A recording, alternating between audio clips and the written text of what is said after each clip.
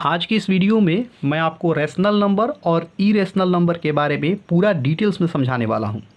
Rational number और irrational number से संबंधित जितने भी छोटे बड़े कॉन्सेप्ट हैं, इन सारे कॉन्सेप्ट्स को आज की इस वीडियो में हम लोग कवर करने वाले हैं। रेशनल नंबर और इरेशनल नंबर एक बहुत बड़ा कॉन्सेप्ट है। इसके लिए मैंने इसे दो पार्ट्स में डिवाइड किया है। आज की इस वीडियो में हम लोग पार्ट 1 पढ़ेंगे और इसके बाद की वीडियो में हम लोग इसी का पार्ट 2 पढ़ेंगे। एक चीज़ मैं आपको और बता दूं कि ये जो रेशनल नंबर और इरेशनल नंबर का मैं आपको कॉन्सेप्ट बताने वाला हूं, ये क्लास 6 से लेकर क्लास 10th तक के स्टूडेंट्स के लिए बहुत ही ज़्यादा बेनिफिशियल होने वाला है। अब यहाँ पे प्रश्न ये आता है कि रेशनल नंबर और इरेशनल नंबर को समझने का सबसे अच्छा तरीका क्या है। तो देखिए, रेशनल नंबर और इरेशनल नंबर के कॉन्सेप्ट को दो तरीके से समझा जाता है। एक होता है रेशनल नंबर और इरेशनल नंबर के डेफिनेशन के आधार पे, और दूसरा होता है रेशनल नंबर और इरेशनल नंबर के प्रॉपर्टीज़ के आधार पे। तो अगर आप रेशनल नंबर और इरेशनल नंबर के डेफिनेशन के आधार पर इसे समझेंगे ना, तो कुछ ना कुछ आपको कन्फ्यूजन रहेगा ही। लेकिन अगर आप रेशनल नंबर और इरेशनल नंबर को इनके प्रॉपर्टीज़ के आधार पे सीखेंगे ना, तो आपके माइंड में कोई भी कन्फ्यूज़न नहीं रहने वाला है। तो यहाँ इस वीडियो में मैं आपको रेशनल नंबर और इरेशनल नंबर को इनके प्रॉपर्टीज़ के आधार पे आपको समझाने वाला हूँ। अब रेशनल और इरेशनल नंबर को समझने से पहले हम कुछ बहुत छोटे कॉन्सेप्ट के बारे में समझेंगे, और ये कॉन्सेप्ट कुछ लोग जानते भी होंगे। देखिए, सबसे पहले हम ये समझेंगे कि नेचुरल नंबर क्या होता है। मैंने एन और एन लिखा है, एन मतलब नेचुरल और एन मतलब नंबर, शॉर्ट में ही मैंने लिखा है। देखिए, नेचुरल नंबर क्या होता है, तो जितने भी काउंटिंग नंबर्स होते हैं ना, वो नेचुरल नंबर कहलाते हैं। जितने भी काउंटिंग नंबर होते हैं ना, वो नेचुरल नंबर कहलाते हैं। अब हम ये समझते हैं कि होल नंबर क्या होता है। तो अगर हम काउंटिंग नंबर में 0 को इंक्लूड कर दें तो हमें होल नंबर मिल जाएगा। यहाँ पे एक और चीज़ हम समझेंगे, ये है पॉजिटिव नंबर, कि आखिर पॉजिटिव नंबर क्या होता है। तो अगर किसी नंबर के पहले प्लस का साइन लगा हो तो उसे हम पॉजिटिव नंबर कहते हैं, जैसे कि +1 +2 +3 +4 एंड सो ऑन। फिर हम ये समझेंगे कि नेगेटिव नंबर क्या होता है। तो अगर किसी नंबर के पहले माइनस का साइन लगा हो तो उसे हम निगेटिव नंबर कहते हैं। अब देखिए, यहाँ हमने सीखा नेचुरल नंबर क्या होता है, होल नंबर क्या होता है, पॉजिटिव नंबर क्या होता है, नेगेटिव नंबर क्या होता है। अब यहाँ से दो बहुत इंपॉर्टेंट क्वेश्चन राइज होते हैं। क्वेश्चन क्या है ये समझ लेते हैं। देखिए, अब यहाँ पे बहुत सारे लोग ये पूछते हैं, नॉर्मली आपको वो दो स्टेटमेंट देते हैं और पूछते हैं कि ये स्टेटमेंट सही है या गलत है। पहला स्टेटमेंट ये होता है कि all natural numbers are whole number, ये ट्रू है या फॉल्स है। दूसरा स्टेटमेंट होता है कि all whole numbers are natural number, ये ट्रू है या फॉल्स है। मैं यहाँ इस चीज़ को लिख रहा हूँ। देखिए, पहला स्टेटमेंट होता है कि all natural numbers are whole number, ये स्टेटमेंट ट्रू है या फॉल्स है। फिर दूसरा होता है स्टेटमेंट कि all whole numbers are natural number. अब ये स्टेटमेंट ट्रू है या फॉल्स है। तो आइए हम इसे समझते हैं कि ये स्टेटमेंट ट्रू है या फॉल्स है। देखिए, पहला है ना कि all natural numbers are whole number, मतलब जितने भी नेचुरल नंबर होते हैं ना, वो होल नंबर होते हैं। तो ध्यान रखिएगा कि ये जो स्टेटमेंट है ना, ये ट्रू है, ये स्टेटमेंट ट्रू है। ट्रू के लिए मैंने यस लिखा है। अब देखिए, all whole numbers are natural number, ये जो स्टेटमेंट है ना, ये फॉल्स है। ये स्टेटमेंट क्या है, फॉल्स है। मैं इसे यहाँ लिख देता हूँ, ये स्टेटमेंट हमारा ट्रू है और ये स्टेटमेंट हमारा फॉल्स है। अब आखिर ये स्टेटमेंट क्यों ट्रू है, ये क्यों फॉल्स है, थोड़ा इसको समझ लेते हैं। देखिए, पहला क्वेश्चन है, पहला हमारा स्टेटमेंट है कि all natural numbers are whole numbers. तो बिल्कुल सही है, जितने भी नेचुरल नंबर होते हैं ना, वो होल नंबर होते हैं। जैसे देखिए, जैसे अगर बात की जाए होल नंबर की, अभी मैंने आपको बताया कि होल नंबर क्या होता है। तो मैंने आपको ये बताया कि जीरो को, मतलब जीरो और नेचुरल नंबर को अगर एक साथ मिला दिया जाए तो हमें होल नंबर मिलता है। अब यहाँ कहा जा रहा है कि all natural numbers are whole number, तो सही है, जितने भी आपके नेचुरल नंबर होंगे वो क्या कहलाएंगे, होल नंबर कहलाएंगे। जीरो भी अगर आ जाएगा तो ये भी होल नंबर कहलाएगा। तो इसका मतलब all natural number are whole number, ये जो स्टेटमेंट है ये ट्रू है।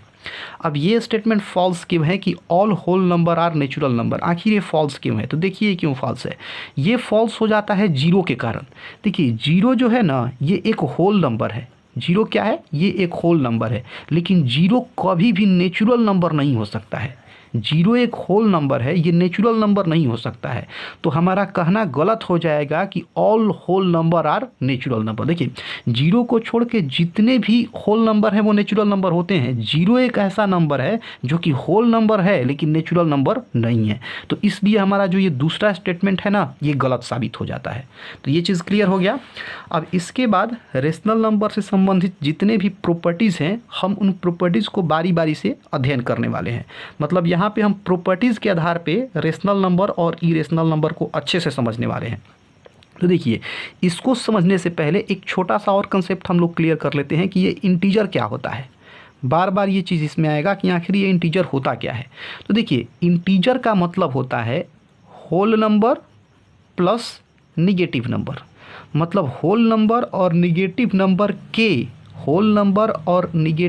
के ग्रुप को हम लोग इंटीजर कहते हैं। थोड़ा अच्छे से इसको और मैं आपको समझा देता हूँ। देखिए, जैसे ये एक नंबर लाइन है, यहाँ 0 होता है, यहाँ 1 होता है, यहाँ 2, यहाँ 3, यहाँ -1, -2, -3। देखिए, यहाँ से इधर जो भी संख्याएं आती है ना, यहाँ से ये इधर जितने भी नंबर्स आते हैं, ये सारे नंबर होल नंबर्स कहलाते हैं। और यहाँ से इधर जो नंबर्स आएंगे ना, ये सारे नंबर नेगेटिव नंबर कहलाएंगे। ठीक है, तो नंबर लाइन पे जितने भी नंबर होते हैं ना, वो या तो होल नंबर होंगे, नहीं तो नेगेटिव नंबर होंगे। अब जो होल नंबर और नेगेटिव नंबर है ना, इन सब के कलेक्शन को, इन सब के ग्रुप को ही हम क्या कहते हैं? इंटीजर कहते हैं। तो हम ये बोल सकते हैं कि नंबर लाइन पे ये जो हमें नंबर्स दिखाई दे रहे हैं 0, 1, 2, 3, -1, -2, -3, ये सारे क्या हैं? ये सारे इंटीजर हैं। जैसे कोई पूछे कि -3 क्या है, तो ये इंटीजर है। अच्छा, -3 इंटीजर क्यों है? क्योंकि ये निगेटिव नंबर है और जितने भी निगेटिव नंबर होते हैं वो इंटीजर होते हैं। कोई आपसे पूछ दे कि 0 क्या है, तो 0 भी एक इंटीजर है। क्यों इंटीजर है? क्योंकि 0 जो है ना, वो होल नंबर होता है और जितने भी होल नंबर होते हैं ना, वो इंटीजर होते हैं। तो ये चीज़ क्लियर हो गया। अब यहाँ एक और कन्फ्यूज़न आपके माइंड में होगा, उसको भी दूर करना आवश्यक है। देखिए, बहुत सारे लोग ये भी समझते हैं ना कि 2 जो है ये एक होल नंबर है। तो 2 अगर होल नंबर है तो ये इंटीजर भी होगा। यहाँ तक तो ठीक है, 2 होल नंबर है तो ये इंटीजर भी होगा, इसमें कोई दिक्कत नहीं है। दिक्कत कहाँ है? देखिए, बहुत लोग ये भी कहते हैं ना कि 2.2 जो है ना, ये भी एक इंटीजर है।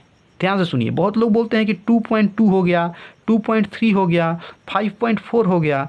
कुछ लोग ये समझते हैं कि जो सारे हैं ना, ये जो सारे मैंने नंबर्स लिखे, सारे नंबर्स इंटीजर हैं, जो कि गलत है।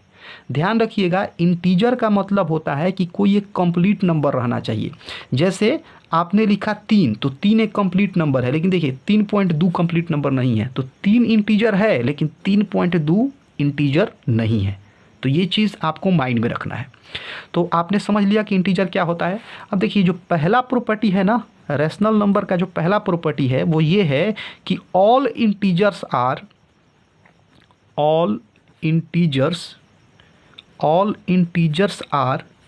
Are rational number.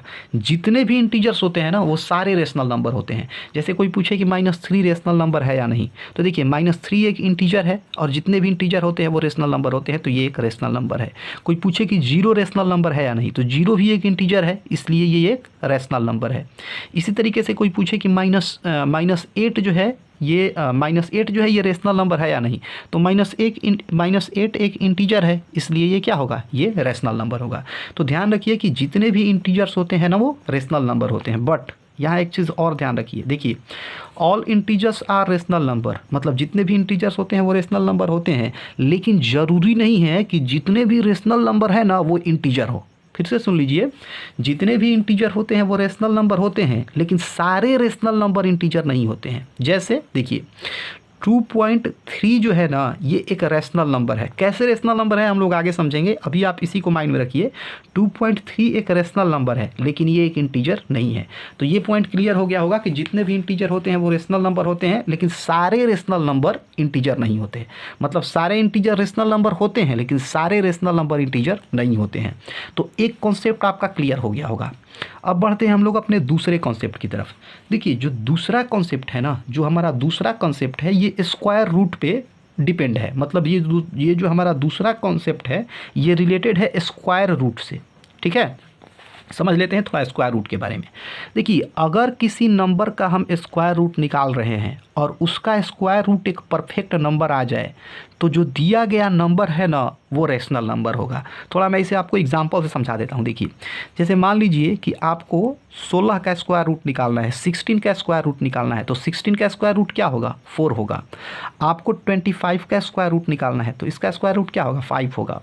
आपको 36 का स्क्वायर रूट निकालना है तो इसका स्क्वायर रूट क्या होगा? 6 होगा। ठीक है, अब एक और चीज़ समझ लेते हैं। जैसे मान लीजिए किसी ने आपसे कहा कि आपको रूट 17 का स्क्वायर रूट आपको 17 का स्क्वायर रूट निकालना है। तो देखिए, 17 का जो स्क्वायर रूट है ना ये 4 पॉइंट समथिंग होगा। ये क्या होगा? 4 पॉइंट समथिंग होगा। इसी तरीके से कोई कहे कि रूट 24 का आप वैल्यू निकालिए, अर्थात 24 का स्क्वायर रूट निकालिए, तो जब आप 24 का स्क्वायर रूट निकालिएगा ना तो ये भी 4 पॉइंट समथिंग आएगा।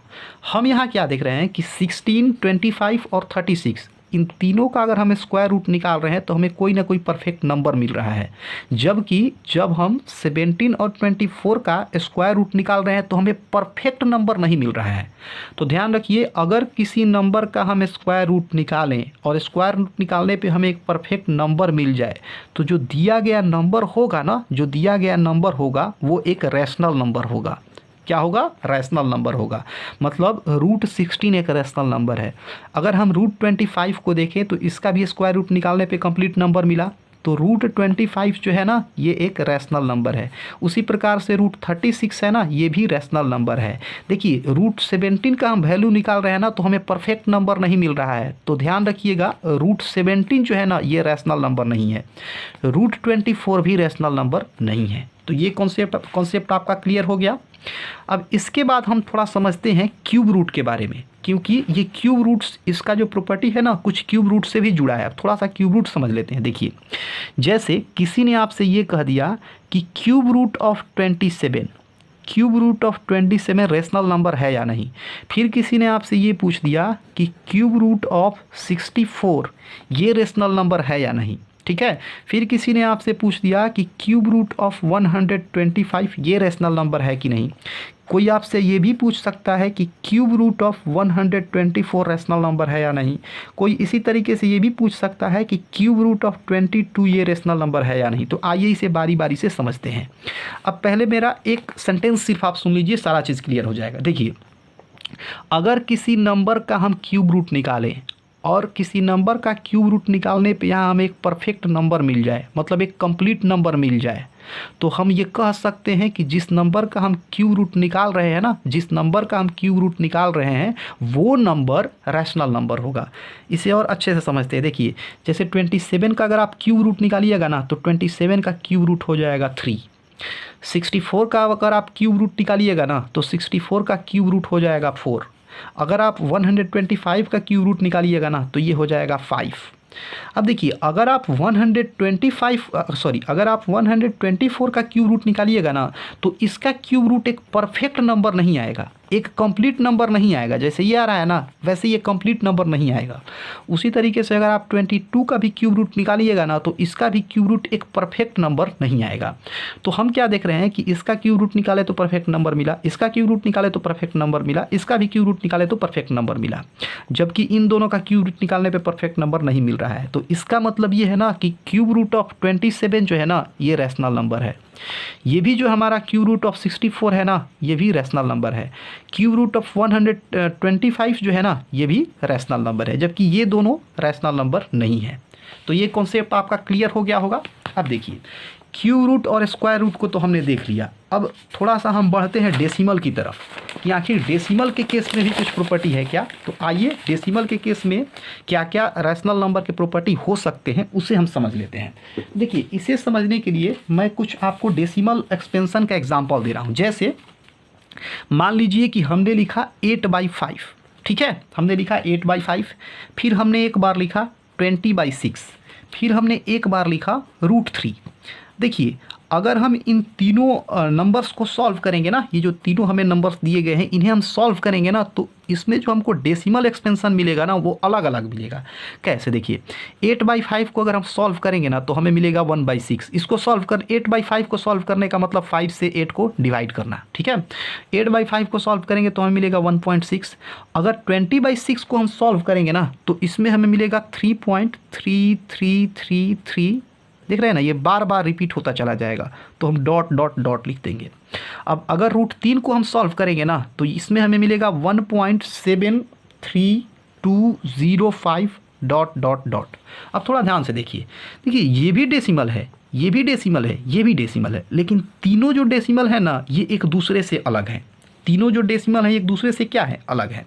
अब कैसे अलग है, किस तरीके से अलग है, आइए इस चीज़ को समझ लेते हैं। देखिए हम ये देख रहे हैं कि इस डेसिमल और इस डेसिमल इन दोनों में डॉट डॉट है, इसका मतलब ये आगे तक और जाएंगे, जबकि इसमें हमें कोई डॉट दिखाई नहीं दे रहा है, इसका मतलब अब ये आगे तक नहीं जाएगा। 1.6 लिखा है ना, कोई डॉट नहीं है, मतलब ये है कि 8 को जब हम 5 से डिवाइड कर रहे हैं ना तो कहीं ना कहीं कंप्लीटली डिविजिबल हो जा रहा है। देखिए कैसे कंप्लीटली डिविजिबल हो जा रहा है, मैं थोड़ा यहाँ बताना चाहूँगा आपको। देखिए 5 1 जा 5, 3 0.56 जा 30। देखिए कंप्लीटली डिविजिबल हो गया ना।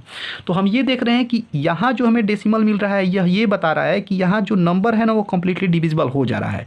तो जब भी आपको इस तरीके का डेसिमल एक्सपेंशन मिले जिससे पता चले कि नंबर कंप्लीटली डिविजिबल हो गया है तो वो हमारा रैशनल नंबर होता है।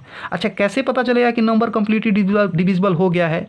आपको ऐसे पता चलेगा कि देखिए 1.6 लिखा है ना, इसके बाद कोई भी डॉट नहीं है, कोई भी डॉट नहीं है ना, तो इसका मतलब ये जो हमारा रिजल्ट आया है इस प्रकार से आया है कि अगर हमने एक नंबर को दूसरे नंबर से डिवाइड किया ना तो वो कंप्लीटली डिविजिबल हो गया, पूरा पूरा कट गया, तो ये हो जाएगा हमारा रेशनल नंबर। कुछ और अगर एग्जांपल की बात करें तो अगर कोई लिख रहा है 2.375, देखिए कहीं डॉट डॉट नहीं है ना, और कोई नंबर भी रिपीट नहीं हो रहा है, तो ये एक रैशनल नंबर है।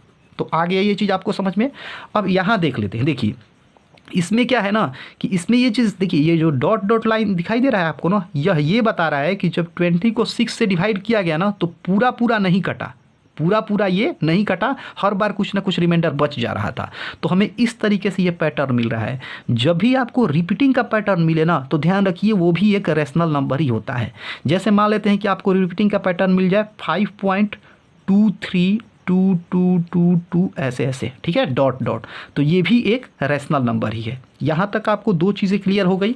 अब देखिए इसमें क्या है, इसमें भी डॉट डॉट है, इसका मतलब ये कम्प्लीटली जो है ना, ये जो है ना कम्प्लीटली सॉल्व नहीं हुआ है। डॉट डॉट डॉट का मतलब ये कम्प्लीटली सॉल्व नहीं हुआ है, ये और आगे तक जाएगा।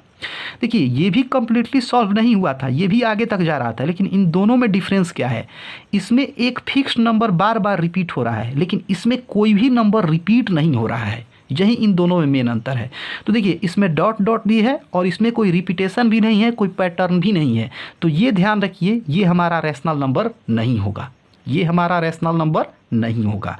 तो हमारे रैशनल नंबर कौन कौन से हुए, ये रैशनल नंबर हुआ, ये रैशनल नंबर हुआ, लेकिन ये रैशनल नंबर नहीं हुआ। तो ये चीज़ आपको अच्छे से समझ में आ गया होगा।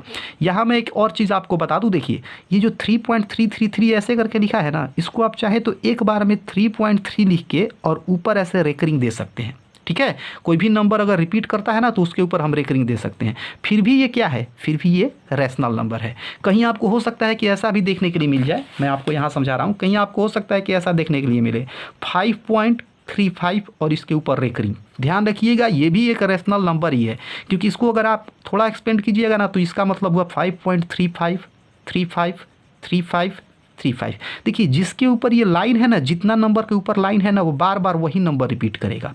तो ये चीज़ आपका क्लियर हो गया होगा। अब कुछ और कॉन्सेप्ट है उसको भी समझ लेते हैं। देखिए बहुत लोग ये जीरो पे बहुत लोग कन्फ्यूज़न होता है कि जीरो क्या है, तो ध्यान रखिए जीरो एक रेशनल नंबर है। जीरो क्यों रेशनल नंबर है, क्योंकि जीरो एक इंटीजर है और जितने भी इंटीजर होते हैं ना वो रेशनल नंबर होते हैं, ठीक है। अब यहाँ पे हम लोग थोड़ा सा डेफिनेशन की बात करेंगे कि आखिर रेशनल नंबर का डेफिनेशन क्या होता है। तो देखिए जिस भी नंबर को हम p/q के फॉर्म में लिख सकते हैं ना, जहाँ q जीरो के इक्वल नहीं होना चाहिए तो वो रेशनल नंबर होगा। जिस भी नंबर को हम p/q के फॉर्म में लिखें जहाँ q जीरो नहीं होना चाहिए तो वो रेशनल नंबर होगा। देखिए जैसे जीरो की अगर हम बात करें तो जीरो को 0/1 लिख सकते हैं। अब यहाँ p बराबर 0 है, q बराबर 1 है। देखिए तो q यहाँ 0 है, क्यू यहाँ 0 है नहीं ना, क्यू क्या है, क्यू 1 है, क्यू की जगह पे क्या है 1 है। तो 0 को हमने लिखा 0/1 और क्यू की जगह पे क्या है 1 है, मतलब 0 नहीं है। तो इसका मतलब ये है कि 0 को हम लोग p/q के फॉर्म में एक्सप्रेस कर सकते हैं और जहाँ q जो है हमारा 0 के इक्वल नहीं है। तो ध्यान रखिए इस तरीके से भी 0 जो है ना ये एक रैशनल नंबर है। अब एक और चीज़ को हम समझते हैं, अगर लिख दिया जाए 1/0 तो ये रैशनल नंबर है या नहीं। तो ध्यान रखिए ये रैशनल नंबर नहीं है, क्योंकि देखिए रैशनल नंबर में q जो है ना वो 0 नहीं होना चाहिए, जबकि q यहाँ क्या है 0 है, p 1 है और q क्या है 0 है, तो 1/0 कोई भी रैशनल नंबर नहीं है। यहाँ तक क्लियर है। अब इसके बाद के बात को समझते हैं। देखिए कोई कहे आपसे ना कि 2/0 जो है ये रैशनल नंबर है या नहीं, तो ये रैशनल नंबर नहीं है क्योंकि इसमें जो q है ना वो 0 है। लेकिन ध्यान रखिएगा 0/2 जो है ना ये रैशनल नंबर है, क्योंकि इसमें q क्या है, इसमें q क्या है, q 0 नहीं है, नॉन जीरो नंबर है।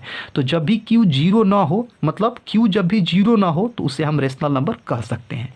अब एक और इसमें कन्फ्यूज़न आता है। कन्फ्यूज़न क्या है, पाई में और 22/7 में कन्फ्यूज़न आता है। आप इस चीज़ को ध्यान से समझिए। पाई जो है ना ये एक इरेशनल नंबर है और 22/7 है ना ये एक रेशनल नंबर है। अब आप कहिएगा कि पाई का ही वैल्यू 22/7 होता है तो एक रेशनल कैसे, एक इरेशनल कैसे। देखिए पाई का जो होता है ना वो एग्जैक्ट वैल्यू 22/7 नहीं होता है, पाई का एस्टिमेटेड वैल्यू होता है 22/7।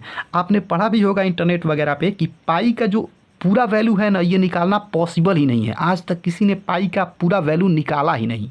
तो पाई का अगर पूरा वैल्यू नहीं निकल सकता इसका मतलब इसमें भी कुछ डॉट डॉट डॉट जाएगा ना, और इसमें कोई पैटर्न भी नहीं बनता है, पाई में कोई पैटर्न भी नहीं बनता है, कोई रिपीटेशन भी नहीं होता है। ठीक है, तो ध्यान रखिएगा पाई का एग्जैक्ट वैल्यू 22/7 नहीं होता है, ये एक एस्टिमेटेड वैल्यू है और पाई का वैल्यू निकालना पॉसिबल नहीं है। तो पाई जो है ये एक इरेशनल नंबर है। ठीक है, अब बात कर लेते हैं 22/7 की। अब बात कर लेते हैं 22/7 की।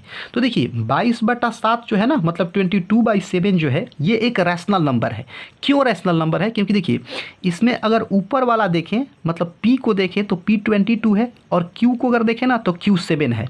तो देखिए इसमें q हमको 0 दिखाई दे रहा है, q हमको 0 दिखाई दे रहा है नहीं ना, q क्या है, q का वैल्यू क्या है, q का वैल्यू 7 है, मतलब q का वैल्यू जो है वो नॉन जीरो है। तो जब q का वैल्यू नॉन जीरो है तो वो तो इजीली रैशनल नंबर हो जाएगा। अभी मैंने आपको बताया ना कि कोई भी नंबर अगर रैशनल नंबर होता है तो उसे हम p/q के फॉर्म में लिख सकते हैं, जहां q जो है ना ये 0 के इक्वल नहीं होना चाहिए। तो 22/7 में q क्या है 7 है, तो 7 तो 0 के इक्वल है नहीं। तो इस तरीके से भी हम बोल सकते हैं कि 22/7 जो है ये एक रैशनल नंबर है, जबकि पाई जो है ये एक इरेशनल नंबर है। तो रेशनल नंबर क्या होता है ये मैंने आपको पूरा अच्छे तरीके से समझा दिया। अब इसी में मैं आपको थोड़ा सा ये समझा देता हूँ कि इरेशनल नंबर क्या होता है। ये तो बहुत आसान है, जहाँ जहाँ जो भी नंबर रेशनल नहीं है वहाँ पे हम बोल देंगे कि ये इरेशनल नंबर है। अब बात कर लेते हैं इरेशनल नंबर की कि कौन से नंबर इरेशनल नंबर होते हैं। तो देखिए आपने किसी नंबर का स्क्वायर रूट निकाला और अगर किसी नंबर का स्क्वायर रूट कंप्लीट नहीं आया ना तो वो इरेशनल नंबर है। जैसे √22 का मतलब √22 का अगर आप वैल्यू निकालिएगा ना, या फिर कह सकते हैं 22 का अगर आप स्क्वायर रूट निकालिएगा ना तो ये आएगा 4 पॉइंट समथिंग। क्या आएगा 4 पॉइंट समथिंग। ठीक है, और ये भी जब 4 पॉइंट, देखिए पॉइंट के बाद जो भी नंबर आएगा ना वो नंबर का कोई पैटर्न नहीं होगा। अगर पैटर्न रहता ना ऐसे आता, देखिए 4.2322 ऐसे करके आता ना तब तो कोई दिक्कत नहीं था, तब ये रैशनल नंबर हो जाता। लेकिन अगर आप √22 को सॉल्व करेंगे अर्थात 22 का अगर आप स्क्वायर रूट निकालेंगे ना तो इसमें 4 पॉइंट आपको समथिंग मिलेगा, लेकिन इसमें कोई पैटर्न नहीं बनेगा। तो ध्यान रखिएगा √22 जो है ये एक इरेशनल नंबर है। मतलब जिस भी नंबर का अगर हम स्क्वायर रूट निकालें और परफेक्ट नंबर नहीं मिले ना तो वो इरेशनल नंबर है। जैसे 26 स्क्वायर रूट ऑफ 26 ये भी जो है ना आपका इरेशनल नंबर है, स्क्वायर रूट ऑफ 26। इसी तरीके से स्क्वायर रूट ऑफ 27, इसी तरीके से स्क्वायर रूट ऑफ 50, ये सारे क्या हैं, ये सारे आपके इरेशनल नंबर हो जाएंगे, ये सारे आपके इरेशनल नंबर है। अब थोड़ा सा बात कर लेते हैं क्यूब रूट पे। देखिए अगर किसी नंबर का हम क्यूब रूट निकालें, ठीक है, और उस क्यूब रूट का वैल्यू परफेक्ट नंबर ना मिले तो वो इरेशनल नंबर हो जाएगा। जैसे हमने देखा था ना, देखिए हमने क्या देखा, हमने देखा कि 27 का क्यूब रूट निकाला हमने तो हमें 3 मिल गया, ये तो परफेक्ट वैल्यू है। तो यहाँ हमें ये परफेक्ट वैल्यू मिल रहा है ना तो ये तो हमारा रेशनल नंबर होगा। लेकिन अगर हम क्यूब रूट ऑफ 28 निकाल दें तो इसमें जो भी हमें वैल्यू मिलेगा ना वो परफेक्ट नहीं मिलेगा, इसका वैल्यू हमें परफेक्ट नहीं मिलेगा। तो क्यूब रूट ऑफ 28 जो है ये हमारा इरेशनल नंबर हो जाएगा। इसी तरीके से क्यूब रूट ऑफ 82 ये भी हमारा इरेशनल नंबर होगा, क्योंकि 82 का अगर हम क्यूब रूट निकालेंगे तो हमें कोई परफेक्ट वैल्यू नहीं मिलेगा, हमें कोई परफेक्ट या कंप्लीट नंबर नहीं मिलेगा। तो आपको अच्छे से समझ में आ गया ये दो कॉन्सेप्ट कि ये भी हमारा इरेशनल नंबर का ही पार्ट है, ये भी हमारा इरेशनल नंबर का ही पार्ट है। अब मान लेते हैं कि कहीं पर आपको एक और चीज़ मैं फिर से उसको रिपीट कर देता हूँ, कहीं से आपको डेसिमल फॉर्म मिल जाए, जैसे आपको ऐसे डेसिमल फॉर्म मिले, देखिए 2.342521231252 डॉट डॉट डॉट। देखिए इसमें डॉट डॉट है, लेकिन इसमें कहीं आपको रिपीटेशन मिल रहा है, कोई नंबर का पैटर्न मिल रहा है नहीं ना, कुछ भी आ जा रहा है। तो ध्यान रखिएगा, अगर आपको इस तरीके से भी कहीं पैटर्न लिखा हुआ मिल जाए ना तो ये एक इरेशनल नंबर है। तो रेशनल नंबर और इरेशनल नंबर के जितने भी छोटे बड़े कॉन्सेप्ट थे उन कॉन्सेप्ट को हमने यहाँ पे क्लियर कर दिया। अगर आपको ऐसी कंडीशन मिले तो अब आप यहाँ से बता सकते हैं कि कौन रेशनल नंबर है और कौन इरेशनल नंबर है। और यहाँ पे हमने नॉर्मली प्रॉपर्टीज़ का यूज़ किया इसको समझने के लिए।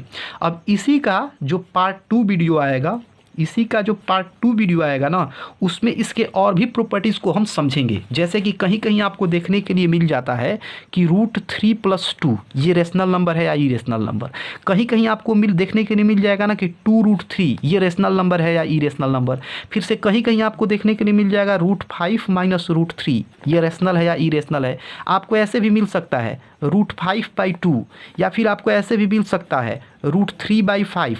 तो हम कैसे पता करेंगे कि ये रेशनल है या इरेशनल है, कैसे पता करेंगे कि ये सारे नंबर्स रेशनल है या इरेशनल नंबर है, इन सारी चीज़ों के बारे में हम जब पार्ट 2 वीडियो बनाएंगे ना तो उसमें डिस्कस करेंगे।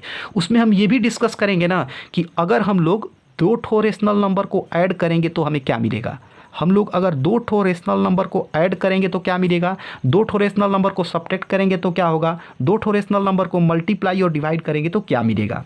हम उसी वीडियो में ये भी कवर करेंगे कि अगर हम 1 ठो रेशनल नंबर और 1 ठो इरेशनल नंबर को ऐड कर, एक रेशनल और एक इरेशनल नंबर को सब्ट्रैक्ट करेंगे तो क्या मिलेगा, एक रेशनल और एक इरेशनल नंबर को मल्टीप्लाई करेंगे तो क्या मिलेगा, एक रेशनल और एक इरेशनल नंबर को डिवाइड करेंगे तो क्या मिलेगा।